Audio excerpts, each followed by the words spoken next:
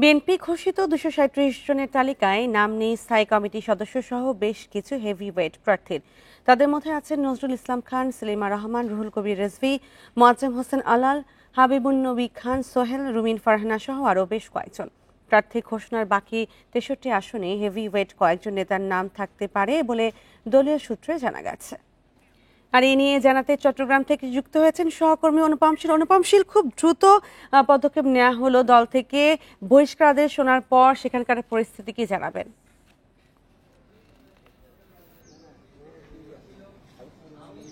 হ্যাঁ, আমরা এখন এই আসলাম অর্থাৎ চট্টগ্রাম ৪ আসনে যিনি বিএনপির মনোনয়ন প্রত্যাশী ছিলেন লায়ন আসলাম চৌধুরী, তার বাড়িতেই আছে এবং এখানে কিন্তু সকাল থেকেই তার অনুসারী নেতাকর্মীরা, বিশেষ করে সীতাকুণ্ড উপজেলা বিএনপির ছাত্রদল, তারপর স্বেচ্ছাসেবক দল সহ বিভিন্ন অঙ্গ সংগঠনের নেতাকর্মীরা তারা হাজির হয়েছেন। তারা আসলে কিছুটা ক্ষুব্ধ এবং তারা বলছেন যে গত সময়ে স্বৈরাচার বিরোধী আন্দোলন, বিশেষ করে হাসিনা বিরোধী আন্দোলনে প্রায় ৯ বছরের মতো কারা অন্তরীণ ছিলেন এই আসলাম চৌধুরী এবং তার ব্যবসা বাণিজ্য থেকে শুরু করে প্রায় সবকিছুই এই গত সময়ে কিন্তু বিভিন্নভাবে স্বৈরাচারী সরকারের লোকজন তারা নষ্ট করে ফেলেছে।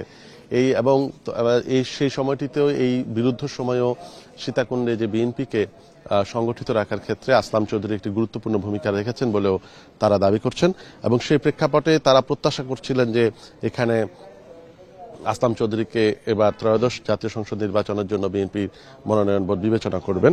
তারা অনেকটা নিশ্চিতই ছিলেন, কিন্তু গতকাল রাত্রে এই ঘোষণার পরে নেতাকর্মীদের মধ্যে একটি প্রতিক্রিয়া তৈরি হয়েছে বলে তিনি এখানকার যারা উপস্থিত তারা আমাদেরকে জানাচ্ছেন।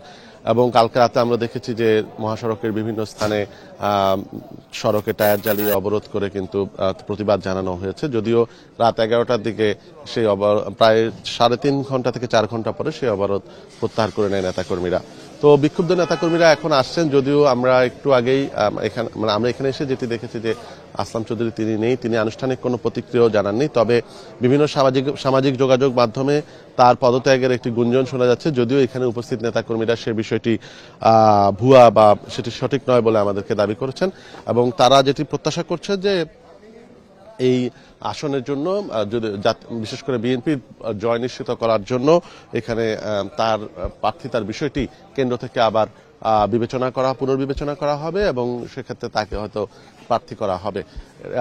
যদিও যেই প্রার্থীর কথা, অর্থাৎ গতকালকে যে প্রার্থীর কথা এখানে ঘোষণা করা হয়েছে কাজী সালাউদ্দিন, তাকে সাধারণত এখানে আমরা এতদিন ধরে আসলাম চৌধুরীর অনুসারী হিসেবে আমরা দেখেছি বিভিন্ন অনুষ্ঠানে তিনি কিন্তু আসলাম চৌধুরীর সাথে একসাথে কাজ করেছেন, কিন্তু গতকাল রাতে এই ঘোষণার পরে এখন এই সীতাকুণ্ডের রাজনীতি, বিশেষ করে জাতীয়তাবাদী যে রাজনীতি, তাতে স্পষ্টতই দুটি ধারা এখন উন্মুক্ত হচ্ছে এবং সেটিকে ঘিরে সামনে আসলে কি ধরনের পরিস্থিতি তৈরি হয় সেটি এখন দেখার বিষয়।